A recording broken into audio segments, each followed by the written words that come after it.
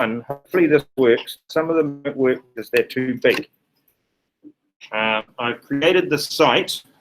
It should arrive, fingers crossed, yes. Okay, so this is for you for preparation for your mock exam. All right, and in there is a lot of stuff, and there will be more to be added. I've dumped a whole lot of resources in there. And then past papers. Now hopefully the links to the past papers is going to work. Again, because they're big, they eat up a lot of bandwidth. So yeah, it takes them a while to load, and sometimes it doesn't load the way you kind of think it will. Also, sometimes I haven't got the permissions right, so it may have locked you out. And if that's the case, then we can change some of the permissions. All right, so there's a few papers and mark schemes there. This one's got some mark schemes. They are there, it's just loading them. This page has got videos and other helpful things. So that's that one. And again, they are all there. All right, going all the way back to supply and demand, all the way through, all the way through. There are a lot. Okay, so please do save this. There's some resources there. Well, bookmark it, because what I would like, because you all need to be doing, so there's all of the different videos, you need to be doing regular revision, all right? So your revision, reviewing terms, the definitions, the applications, the models, illustrating and explaining them, and then look at your own strengths and weaknesses and do some evaluating of you and where you're at and what you particularly need. So that was that one. In the classroom, I have also, which should have arrived already, no, or it's about to arrive. Where is it? Oh, no, this one. Right, so there's this table here. Now, what learners sometimes struggle with is keeping track of what they've done. Okay, so this will enable you to record the papers that you've covered. It will enable you to work out where you think you're all right, and then what you're going to need extra help on. Okay, because it's very easy to go, oh, I've already done that paper. Oh, hold on, what did I get? What did I do? Yeah. Whereas this will enable you to keep track of it, and you can even, if you wish, add some links in here to support material for those particular weaknesses that you see. Yeah? Hearing problem today? Hello. All right. You may have a hearing problem. I don't know. Just asking. Yeah. So thinking about that as a way for you to keep track. Okay. Another way that you will have seen is to use the learning objectives and have them up as little headings for your revision. Or you can put the learning objectives into a table and then go through each one and tick, tick, tick. I've done this, I've done this, I've done this, I've done this. Okay. The one that was in that video clip, she put all the learning objectives in, and then she put the revision methods across. So I've done, say, flashcard revision for this one, and I haven't done model development for that one, and I need to do that, yeah? So that she could check and then only review and revise the things that she needed to. All right, so a lot of the battle that you will face will be figuring out how to do what you need to do in order to get done what you need to get done. Okay, so that's that. And now, today, we need to continue on in our investigating about inflation.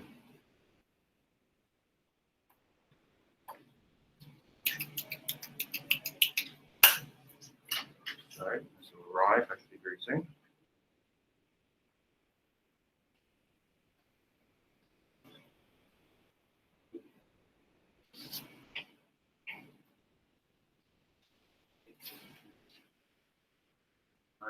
So yeah, so those practice papers, you can work on those. Now, please also understand that when you work on them, if you're doing a question and you want me to look through it, by all means, yeah. It's quicker if you do parts. So you just do, say, part A of a question. Not sure, is this good, is this not good? This is what the mark scheme says. Can you give me some feedback? And then I can do that. But if you write out a whole paper, it will take me a lot longer to go through it and give you the feedback than if it's just a short part. Yeah. Come on, computer. Here we go.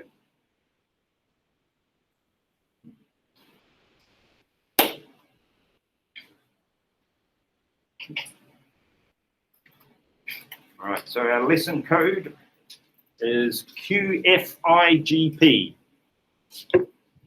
QFIGP. In nearpod.com. Nearpod.com. Go in there, you have a look in the library, and then you type in QFIGP. Now, as we've done before, we've done the Nearpods before, you're able to have multiple tabs open, so you can have your docs open, and you can be adding extra notes, etc. Part of what we're going to do today will involve a little bit of thinking about computation, a little bit of math-related thinking, which I know isn't necessarily everybody's strong suit, right? But that's okay. It hopefully won't be a really stressful thing for you, I'm hoping, right? I want you quietly rocking in your chair, worrying about maths, or panicking and jumping out the window.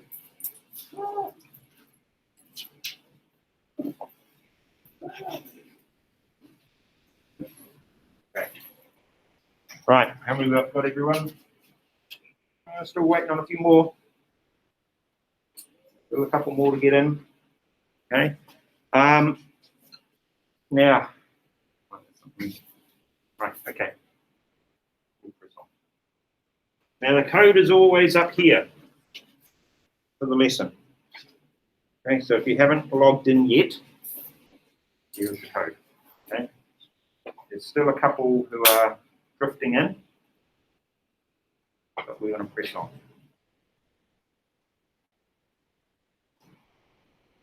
Just going to scroll through to where we get to where we need to.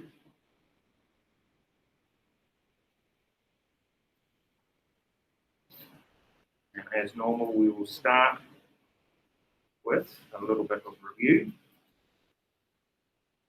A little bit.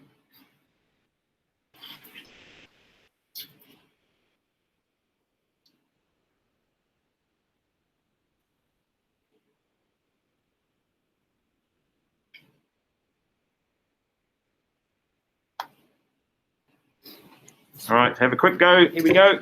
Menu costs and shoe leather in the context of inflation. Menu costs and shoe leather costs. So all that.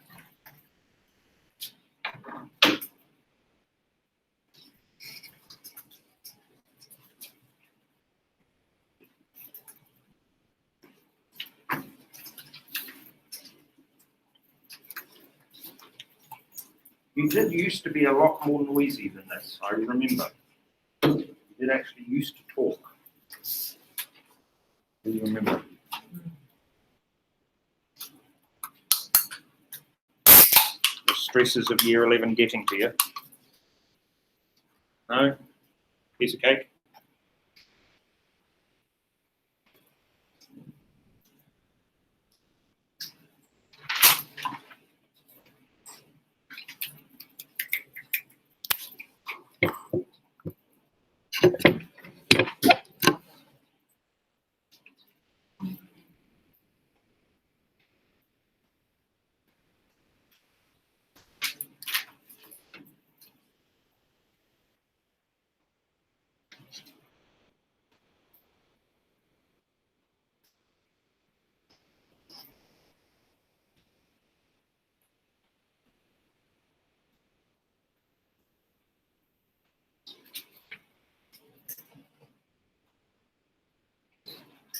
work so far.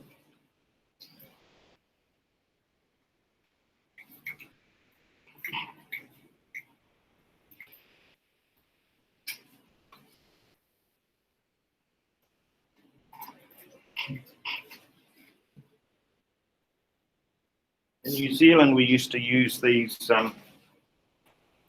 menu and surely the costs quite a lot. We used to discuss them.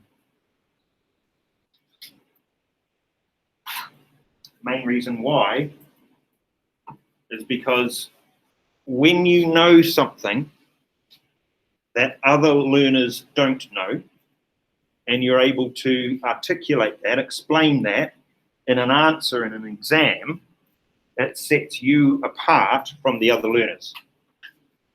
Right? A lot of your battle is going to be about how well you write and being able to write in the time that you've got.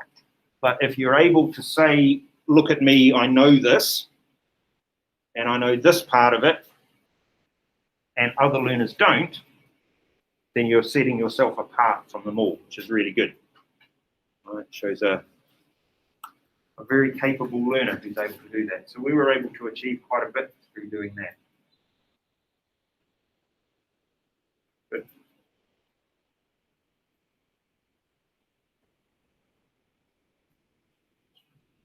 Posted one, NK?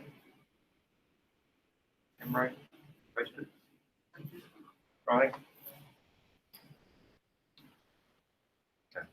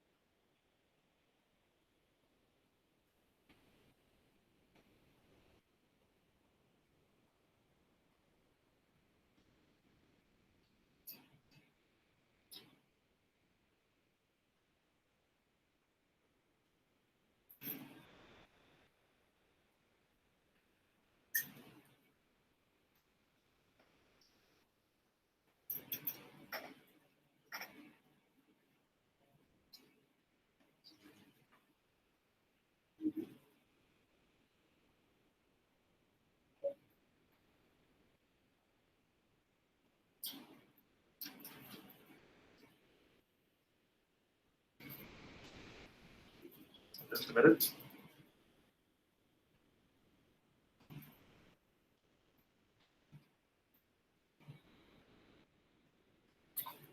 All right.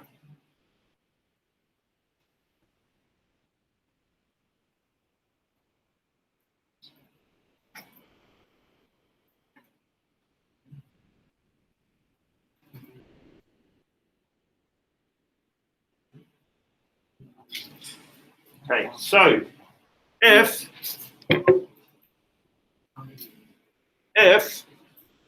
we are wanting to impact demand pull inflation, then two key things that we're needing to think about is controlling that aggregate demand curve, so consumption and investment spending, maybe government spending, maybe have an impact on exporting spending, importing, spending there.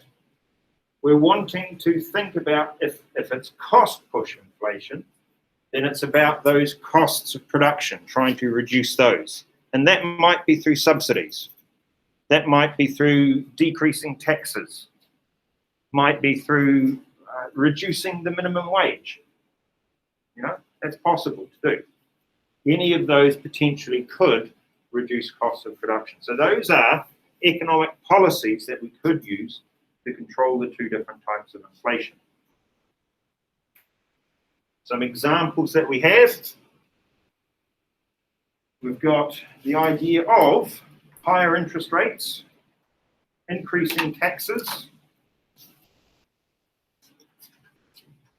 reducing the level of government spending. All of those are going to be ways that we can reduce demand in our economy. And that should decrease the prices. If instead we're thinking about the costs, then as we said before, we might want to have some impact on wages. Okay. We might want to improve productivity. We might want to encourage competition to reduce costs. Now, as we may have said this before, like when you were just, baby year 10s, right? But New Zealand has experimented with a lot of these sorts of policies over the years. And they did actually put this one in place, a control on wages. New Zealand in the 1980s said we need to control the wages. So they put a wage freeze on. So nobody could get a pay rise at all for the period of time at which that wage freeze was on. Not a popular policy, as you can imagine. But it was a government law. You are not allowed to have a pay rise. Just think about all of the people that would impact on. Yeah.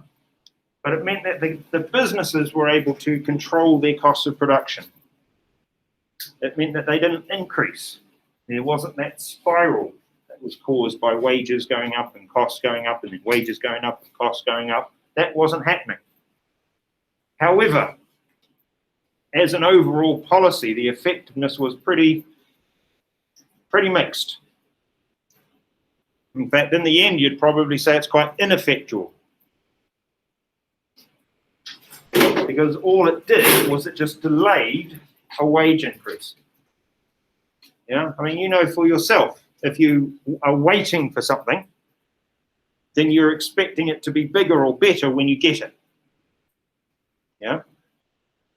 So therefore, people are waiting for that pay rise. And that's right, it hasn't come yet, Oh, it'll come later, it'll come after this. And then all of a sudden, everybody will want a pay rise all at the same time. So then the costs will go up.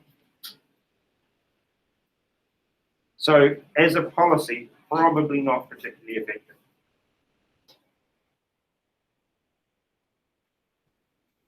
So when you are discussing controlling inflation, you need to look at which cause of inflation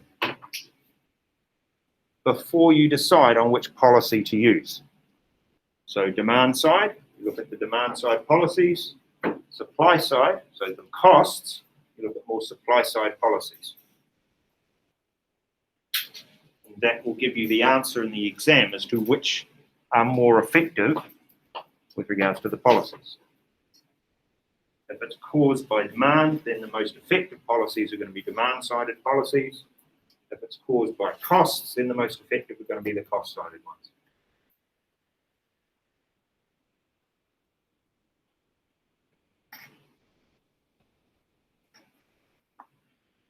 I don't know about you, but deflation didn't sound very good. But maybe there's a benefit to having deflation. Maybe you could have deflation where, I don't know, it wasn't as bad as we thought.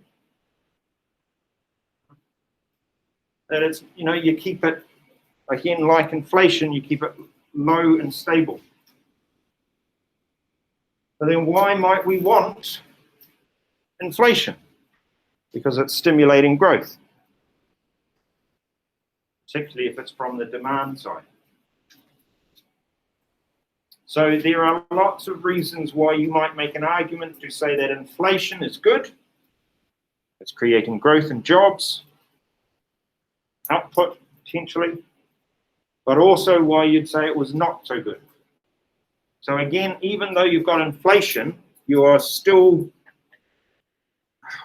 basically having a caveat as to what you want to respond or how you want to respond. How was the inflation caused, and is it out of control inflation? If it's not out of control, then maybe we just leave it. And when we saw monetary policy, one of the things that we discussed is that one of the options you have is to not do anything. And that's what a lot of the central banks will do. They've decided to not do anything. Just leave it.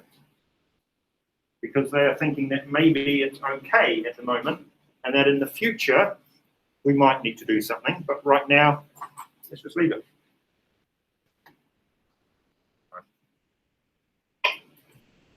We talked about deflation. Right? Deflation was the opposite to inflation. So we had deflating prices. We had a situation where it caused less or reduced economic growth. We had a problem where it was amplifying the level of debt. So none of those things we want. We also don't want consumers putting off their consumption choices because the prices are falling. So maybe deflation isn't great. But again, if it's low and stable, maybe okay. So evaluating, I'll move on to that. You are evaluating, you need to consider what is the cause of the inflation, and then you need to consider whether it is out of control or not.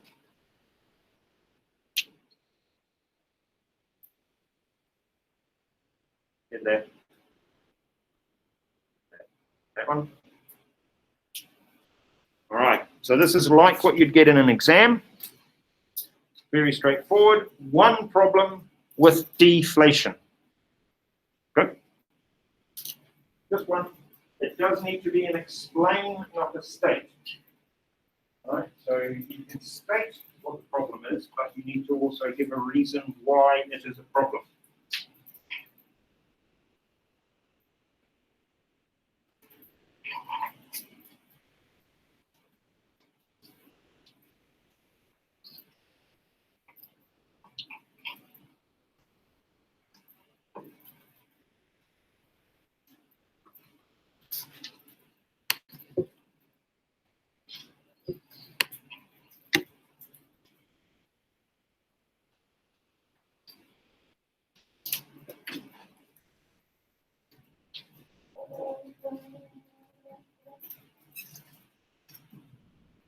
Good work, Emma.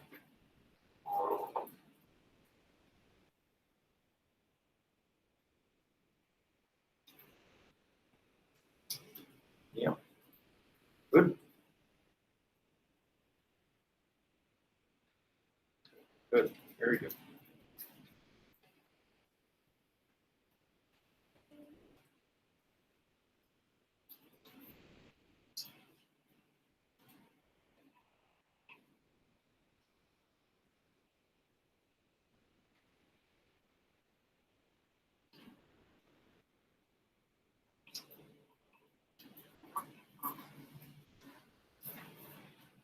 Okay.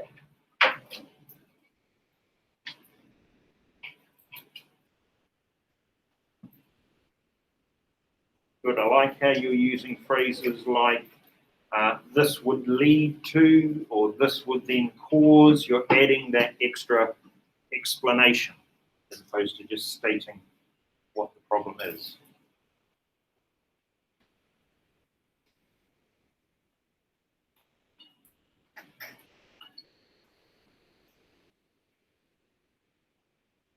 So MK, you need to say why that's a problem.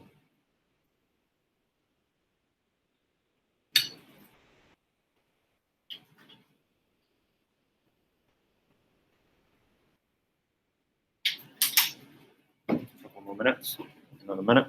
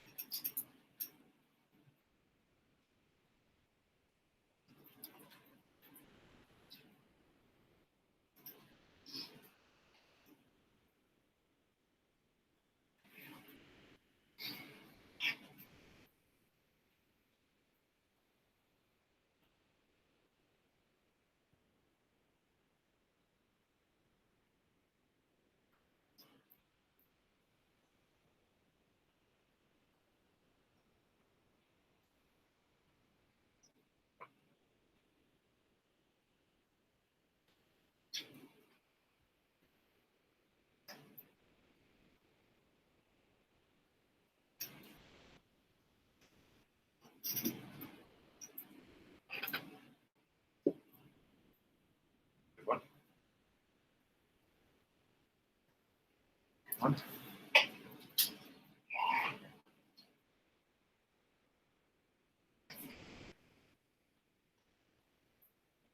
Right.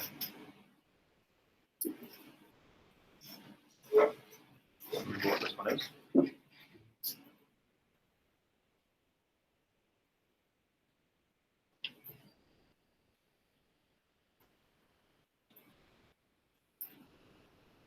That one. Aha, here we go.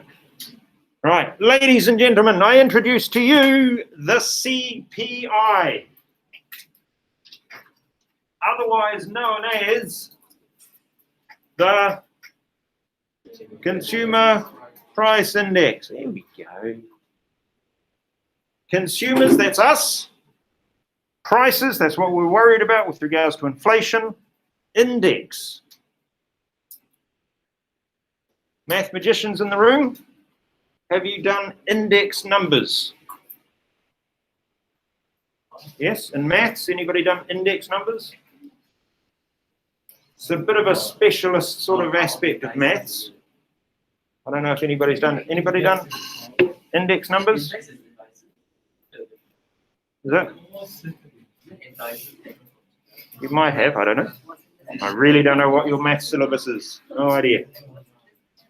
Index numbers are a way of gathering together large groups of numbers into one number, and then being able to compare that number with another number, or look at that number over time. All right, so they are index numbers. Right.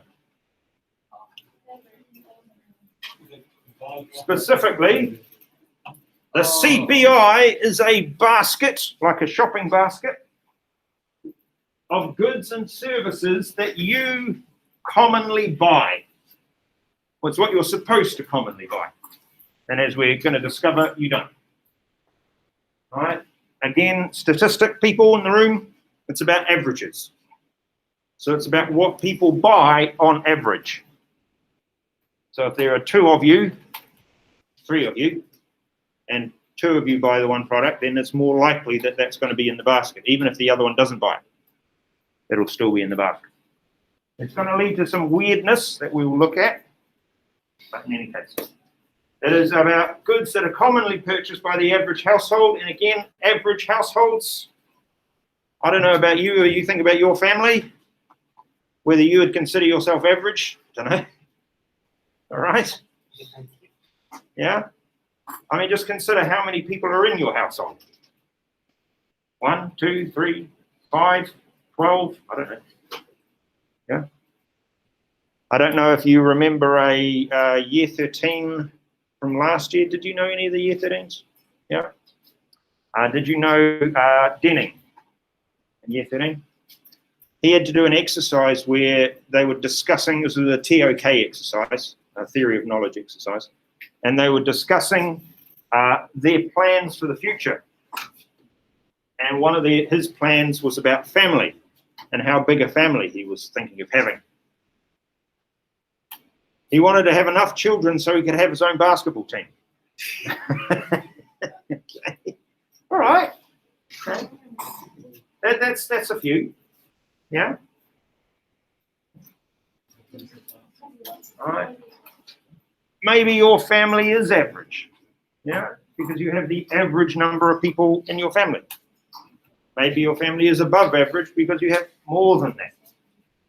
Maybe your family is less than that. So you have less than the number of people that are in a family on average. Any soul kids in the room, like soul childs? Well, there's only one of you in the family. Not that you're from Seoul, but you might be. One. You're the only one. No sisters, no brothers, just you. How was that growing up? All right? Yeah, lots of tension.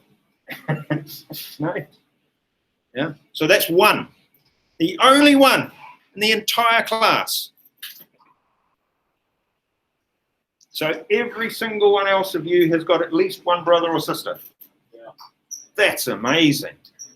That really is. Don't you think that? No? Two. How many of you have got two brothers or sisters? So there's you and two others. Anybody got you and three others? Anybody got you and four others? Nobody you and four others? There's at least one year 12 who's one of five.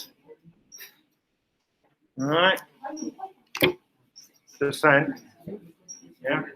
5 children in the family. No. No. All right. Not an idea. All right. So, if you then took the class as an average, we'd say it's more likely, on average, to have at least 2 children in the family. So 2 would be more or less an average. Maybe 2.5. I know, cut them off at the knees. So the CPI then deals with averages. It also is called a weighted index. That doesn't mean you have to wait a long time for it.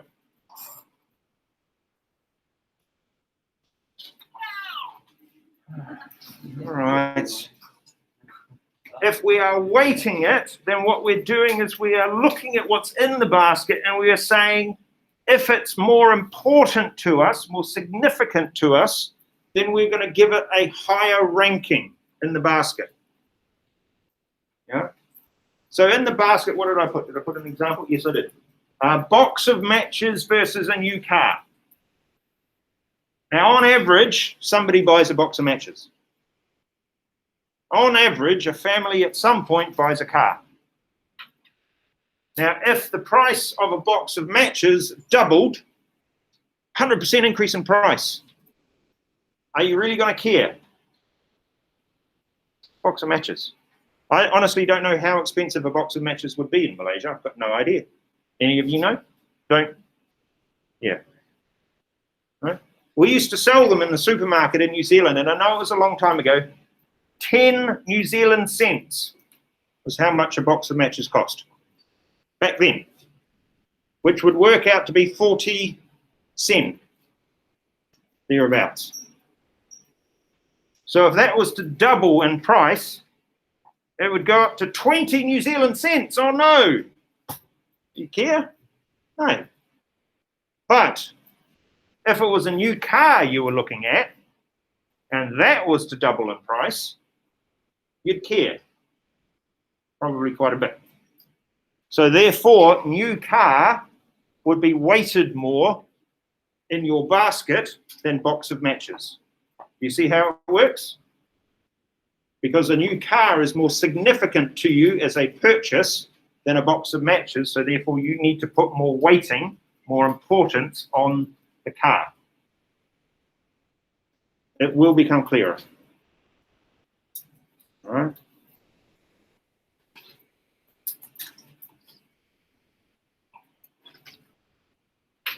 I told you I used to teach a girl called Claire. One of my first, I say first, it was about, I'd been teaching for about 4 years. And I taught this girl called Claire. It was brilliant. Because every time I gave a question or a discussion or an explanation in class, I would say, is that clear? And I was like, yes, it is. It was fantastic. And then, of course, I talk about the market model. And I say, there's the equilibrium price.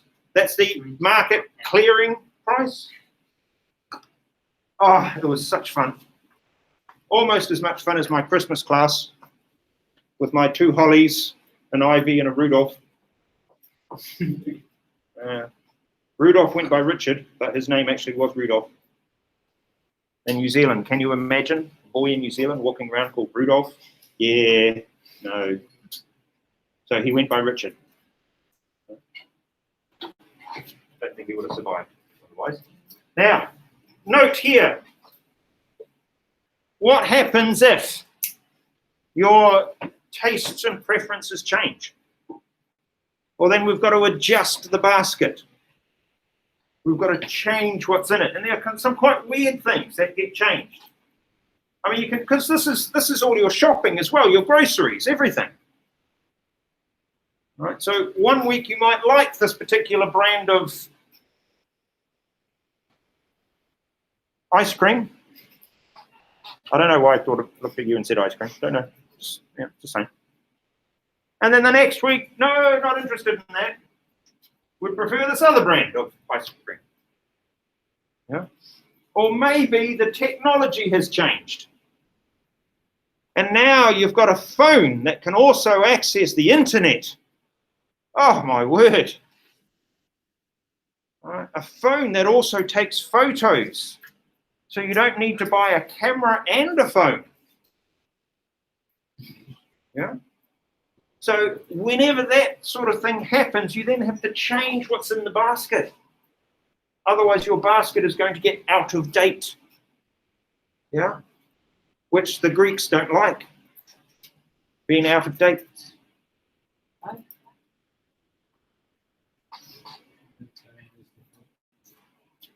No.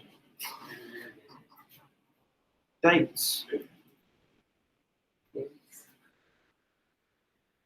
Yeah, I know you're thinking dates, you know, you're thinking your significant other going out. I know, but no, thinking the thing that you eat. Yeah.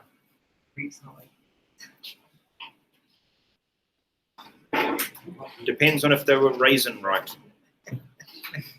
Right.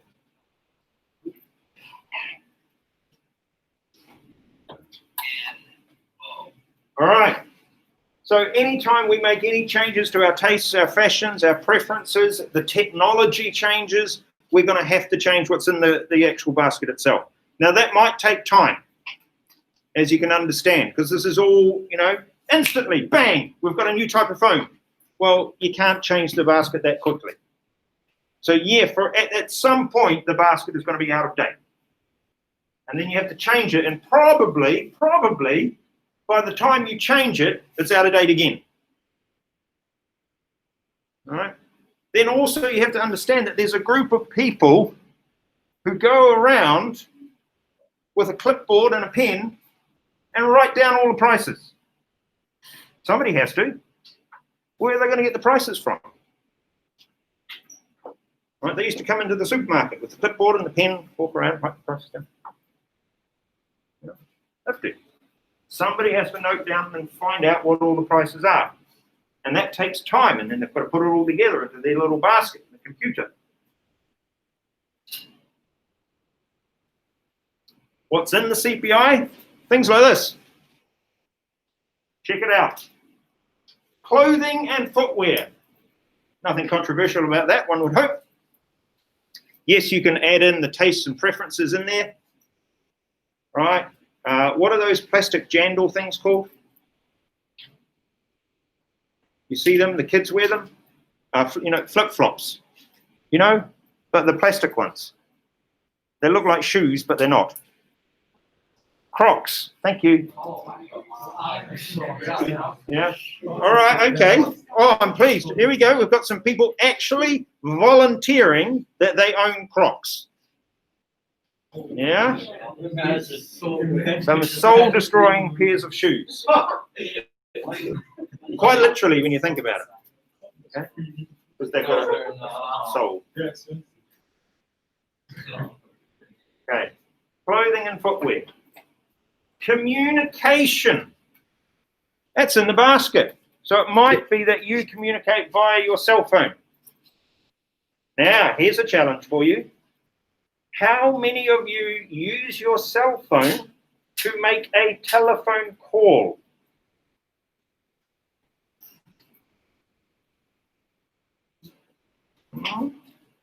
How many of you use your cell phone just to do messaging? Just that you really, if ever, actually call someone on the phone. Oh, I've done it like once. Done it once, yeah? So that's the new thing. Yeah. People have actually forgotten almost how to make a telephone call. In fact, telephone calls are kind of weird now. Even if you're getting a delivery, you'll more often than not get like a little WeChat message. I'm at the gate. Okay. Right? You'll communicate with the Waze driver, not the Waze driver, what's it called? Grab driver, through a message. You don't pick them up and call them, hey, how you doing? Yeah. But when I was growing up, you used the telephone. Yes, it was a rotary phone. Yeah. One. Oh, no, I made a mistake. Got to go back again. Oh, I tell you, good workout, though. Rotary phones. Right. You know, when Steve Jobs was first thinking of the phone, he wanted it to be rotary. Right, for the iPhone. Anybody remember the iPod? Yeah? One of the first iPods they had was rotary. You may not remember it, but it had a little dial on it, and you had to go click, click, click, click, click, click, click, click, to find your song. Click, click, click, click, click, click, click, click, click, click, click, click, click. That's what it had. And Steve Jobs loved it so much that he was originally going to have that on the iPhone. So there you would have been with your iPhone going click, click, click, click, click, click. I'm going to dial a phone number. Click, click, click, click, click, click, click, click, click. When they had the first prototype with the rotary dial, Steve Jobs saw it and thought, yeah, no, that's not going to work. Yeah, let's just stop that entirely. But that was pretty cool with regards to the choosing the song on the iPod. That was quite, honestly, it felt kind of cool. No, you're just looking at me like mental, but that's all right. Communication, how you do it. Now, technically, you can also ring people through your watches. Anybody do that? I don't have the SIM in mine, but you can get the SIMs put in them, and you can actually call people through your watch, kind of like a spy. Hello. Hello. Yeah, there's kids ones. Have you not seen them? Right. Where were they, these kids ones, when we had little Harley back in China? That's what we wanted. And they weren't, there were none. But a little watch with a SIM in it, right, with a GPS chip in it, that would tell us where he is, and that we could push a button and go, hello, hello, where are you? Yeah, because he'd run. You would have been a runner. You were this big. Sure of it. Yeah. So was Harley. Just takes off. Did I tell you about the other trend that they do in China? Am I telling tales? No? You're familiar with a country called China? Yeah? Yeah, familiar? You're aware that it exists? Yeah, even though apparently Donald Trump wants it to not. Yeah? All right. They have TikTok. We cannot have that. All right. One of the trends that they did in the particular part of China that we were, one of the things that they did that terrified the life out of us, and it was a very cultural thing. But what they would do is they would come up and they would grab your child and walk off with them. Right? The idea is that the child was supposed to get upset because, you know, they'd been taken away from the parent, and that's supposed to show that the child loves the parents. And apparently that's funny. Not to us. There we are in China, not speaking a word basically of Mandarin other than ting, ting, ting, ting, right? Not speaking a word of Mandarin. We aren't Chinese, very obviously, all right? And if somebody picked up our son and walked off with him, what on earth were we going to do? Yeah? Chase after them, and what on earth does that look like? Yeah? Go up to a police officer and say what?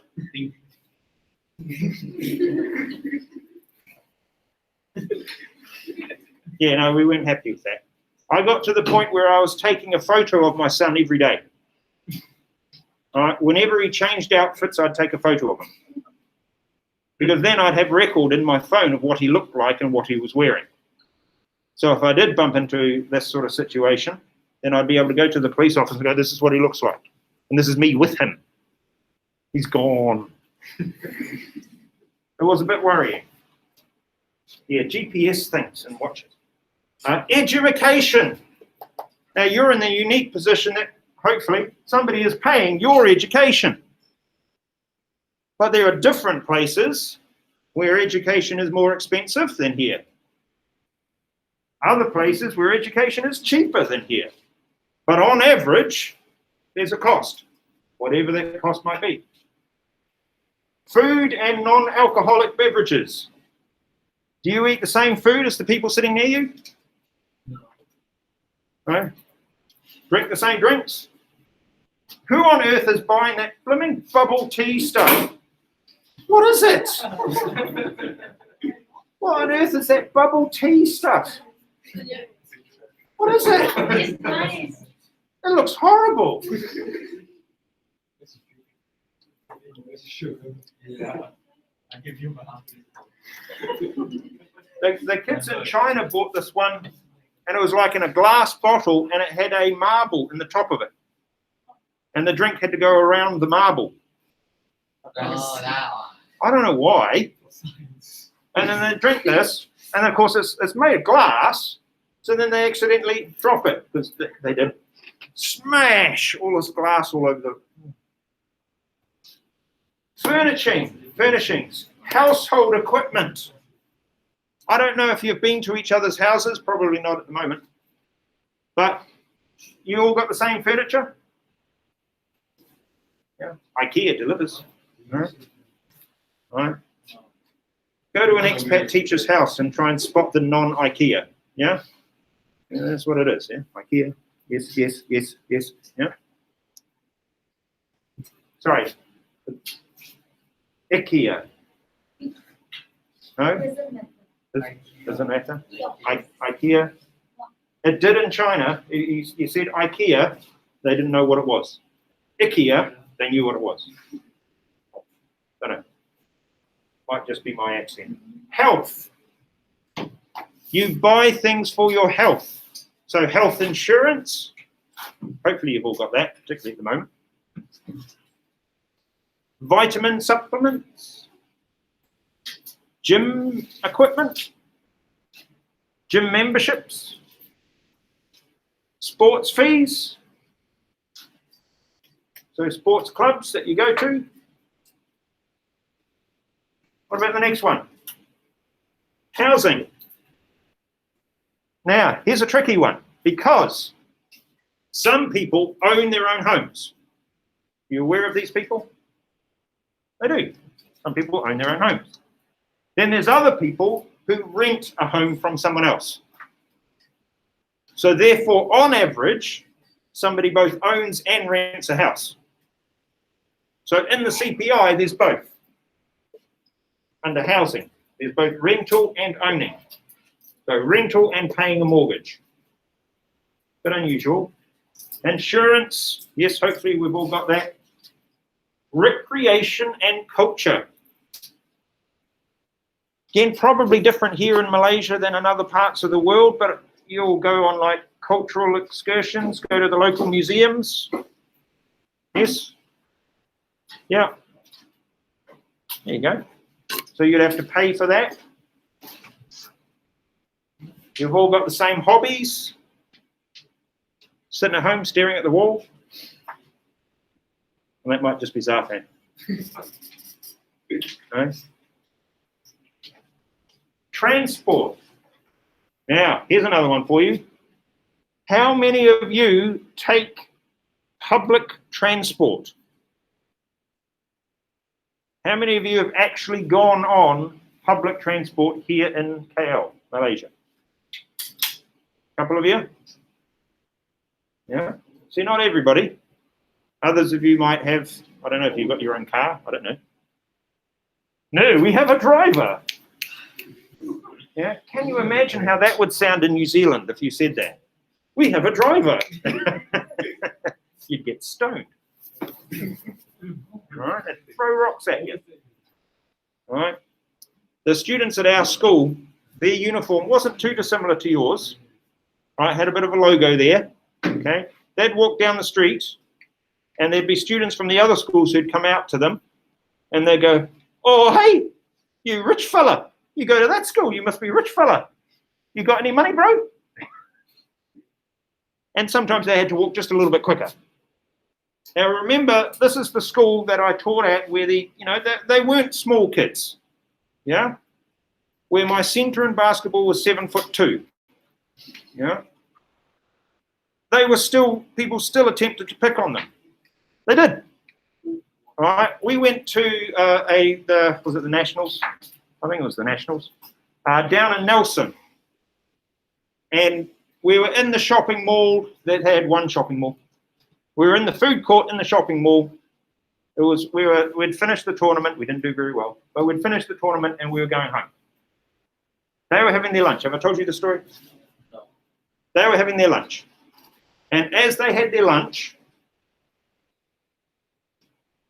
some interesting chaps came up, saw the basketball team. Now, the basketball team, the average height was about 6 foot. Okay.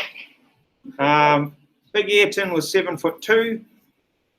The other small forwards were about 6'4", 6'5", somewhere around there. They're not small, but they were sitting down, having their lunch. And there were two of them. These two guys came up and started pointing at some of the team and saying, "Oh, bro, what country are you from? Oh, bro, you shouldn't be here. You should go back home." Yeah? Because some of our guards, they were international students and they happened to be from South Korea. All right? Trying to remember their names now. Ji-sun, who I'm probably pronouncing really badly, and his younger brother, Ji-suk. Same name as you? They were really good, actually. They were very good. There were a couple of others who not so great, but they were really good. Yeah. So they saw these two boys. You should be going home. All right. You don't belong here. Yeah. And some of the boys then started laughing at them. That didn't go down well with these two guys. So these two guys then went up to the boys who were laughing and said, "Oh, bro, what you laughing at? Oh, come on.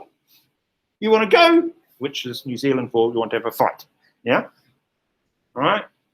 And to which one of the small forwards turned to Ayrton and just said, "Ayrton, stand up. Just stand up." And Ayrton did. And the thing with somebody who is 7'2", when they stand up, they really stand up. All right? So he stood up, and these two guys were just standing there going, like this. And he wasn't tall and skinny, okay? He was a solid chap, very solid, okay? He's the one who got concussed in the basketball game. He got pushed into the hoop and fell over, right, on the court, and we had to get the ambulance for him. Yeah. And he didn't fit on the stretcher. His legs were at the end of over the edge of the stretcher. I was worried he wasn't going to fit in the ambulance. But we did what's called frog marching. We put two guys, one small forward there, one small forward there, one bigger guard there, one bigger guard there. So if he did topple on his way to the ambulance, then they would kind of hold him steady. Because if he did fall down, there was no way physically you'd be able to pick him up. Just no. That's just how it is. Yeah. They're over, that's it. You have to, I don't know, scoop them up.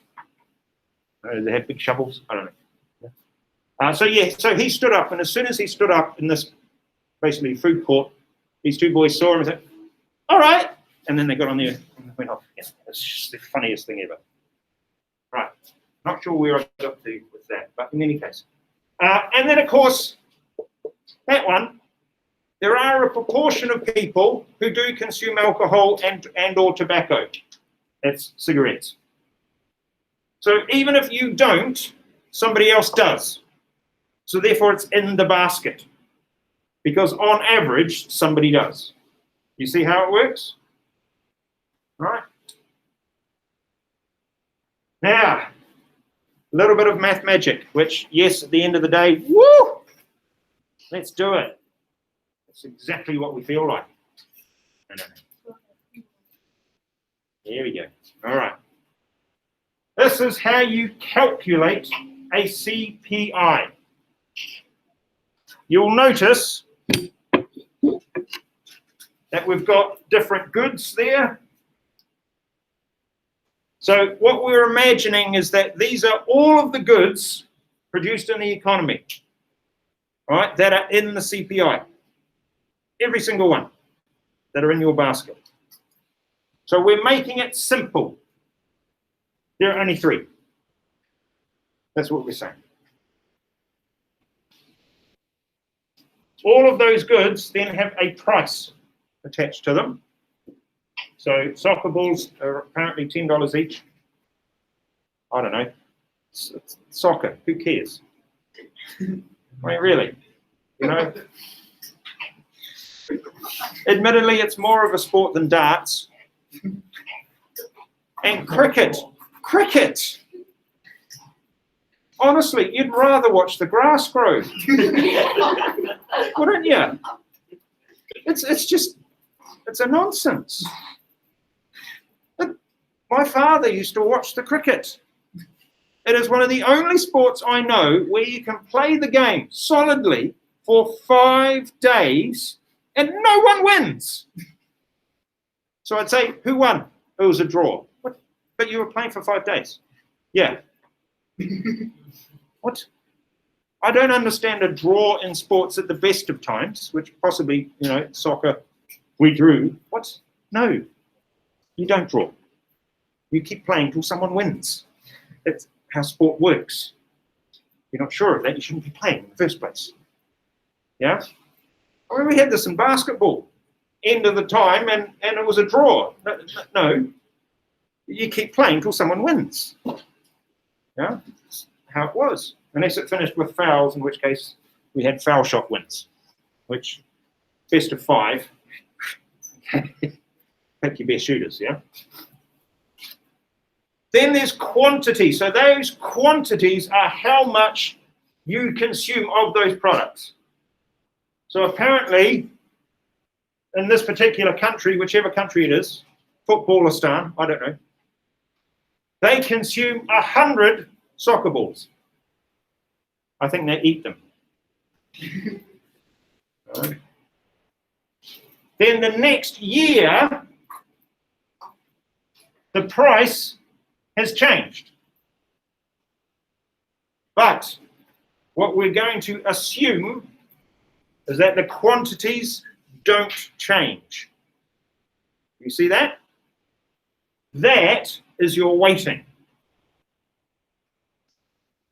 Because that's how many of them you buy. So that's going to be your weighting.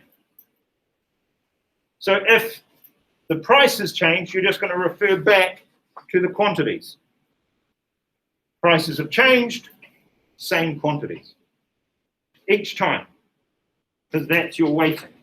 Yes, it's possible to change the weightings, it is.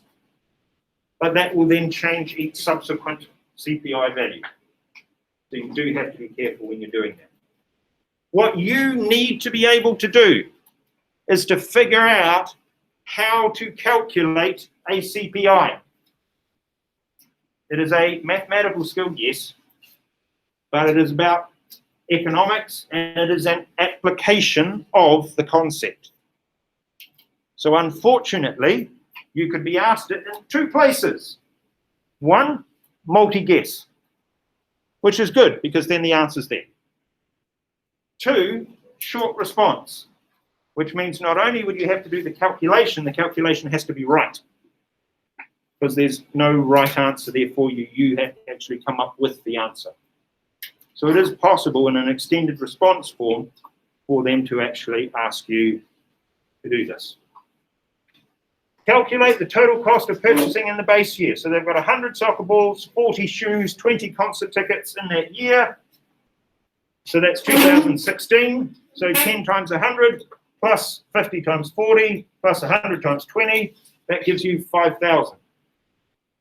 Now, I'm not a math magician, but I can do that. All right, and hopefully you can too. You'll notice that's a base year. That's what we call that. That doesn't mean there's a lot of bass music. Because apparently it's all about the bass. No? I even know the name of the singer, Megan somebody or another. That's right, isn't it? That's the one. But you know why I know it? Isn't because of her. It's because there's another group that does a joke about that song. And they sing this joke about that song. And then it's because they're using her song, they use her name and her. That's the only reason I know. Now, then, you then look at the next year and you're going to do the same. So 15 this time times 100, 52 times 40, 104 times 20 gives you that much. Do we see that? Yeah? So all you're doing, quite literally, all you're doing is you're multiplying price by quantity. That's it. And as you do that, multiply price by quantity, the quantities are the weightings. It's the prices that change. And that enables you to see the inflation effect. Okay? Then again, you could do 2018 as well. Now, we tend to refer to the CPI as a percentage change. So,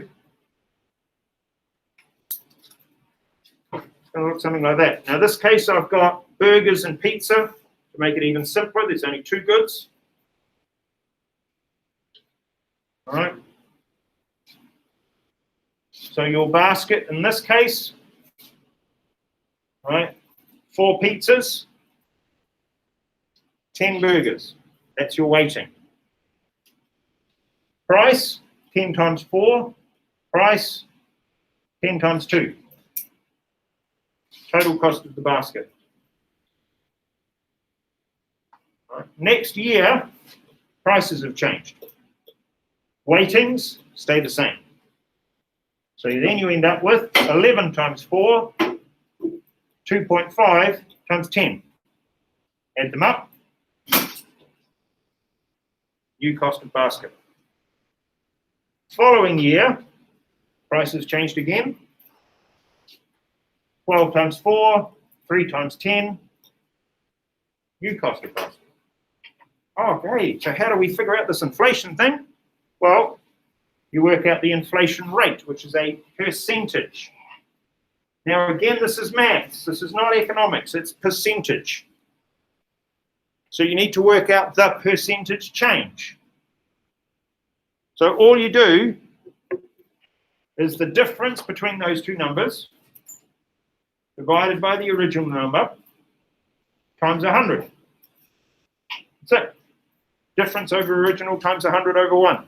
Percentage change. Now, there aren't formula sheets that you get given for economics. It's not like, take this with you into the exam. No. You just have to know. All right, now this becomes a problem because every year a student or two will forget how to work out percentages. And they can be in year 13 and forget how to work out percentages. I'm not saying it's year 11. Yeah. But if you do that correctly, then you're going to end up with those two inflation rates. Now you've got this slide. You can actually clip that out and put it in your notes as an example of how to calculate the CPI, firstly, and then how to use the CPI application to work out the inflation rate. So there's another set of questions the examiner can ask you. Not only how to calculate a CPI, but how to use the CPI to work out the inflation rate. And again, because it's an application question, it can be in two places. It can be multi-guess, when the answer is there, or it could be in your extended response, in which case not only are you having to do the calculation yourself and get it right, you're also then having to explain what has happened. Yeah? Essentially. So that's how that works. That is the CPI and how you might use it to calculate the inflation rate.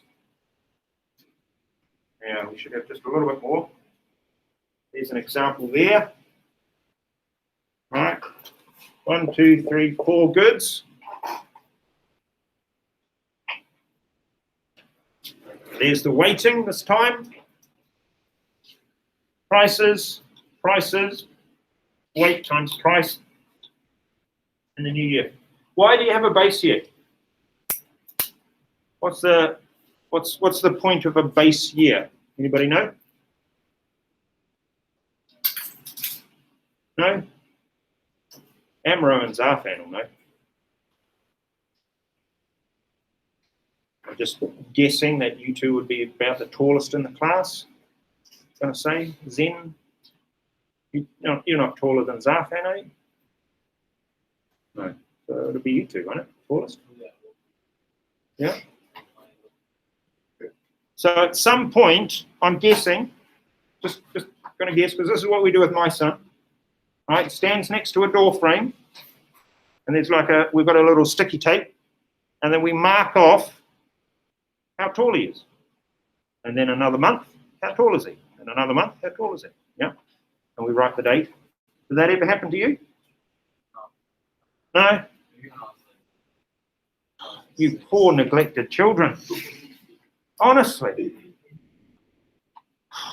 What are your parents thinking? How would you know how tall you were going to grow? How would you ever know such a thing? So how does that comparison work? If I'm putting a mark on the wall, what does that tell me? How do I know how tall it is? How do I know how tall my son is? I put a mark on the wall, yeah? But what is the mark compared to? Previous mark or the base, the ground. So the reason for using a base year is so you've got something to compare it with. That's your comparison point. Effectively, you start at 0, if you like, or 1 in this case, and you compare from there. So your base year is your comparison year. You're the year that you start with, and then you compare with that year. All right, so with my son, it's like, oh, how tall were you last month? Okay, how tall are you this month? It's a comparison. That's why you use the base year. By the way, he's getting ridiculously tall.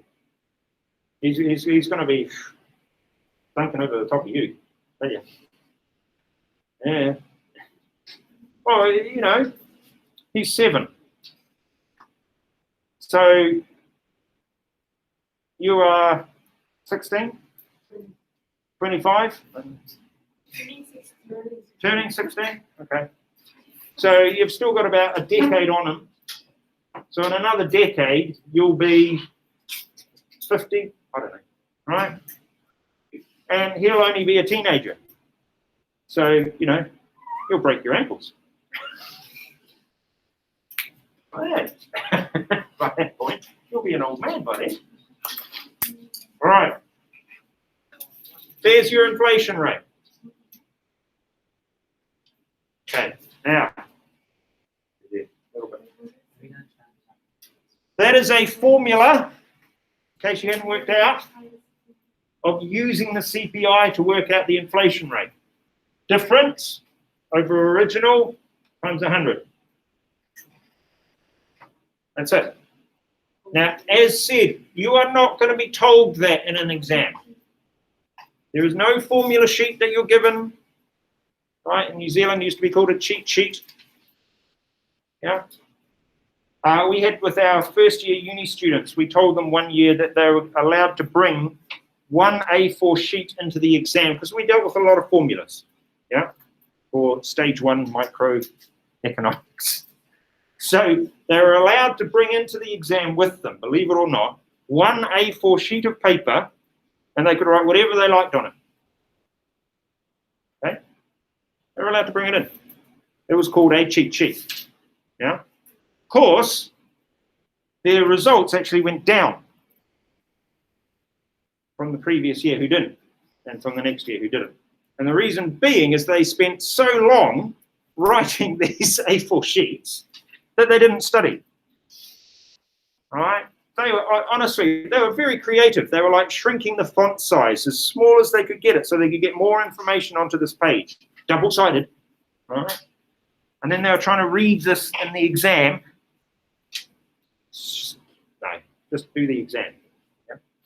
Right. Now, ladies and gentlemen, we will finish there for the day. I need to go and collect my son and then get ready for CCAs. Kick it up. CCA. Over here, there is pink stuff and this stuff. There's white stuff as well. There is blue stuff for your hands, green stuff for your hands. Otherwise, it's wait, do we use this or this? CCA is. So can I just? Yeah.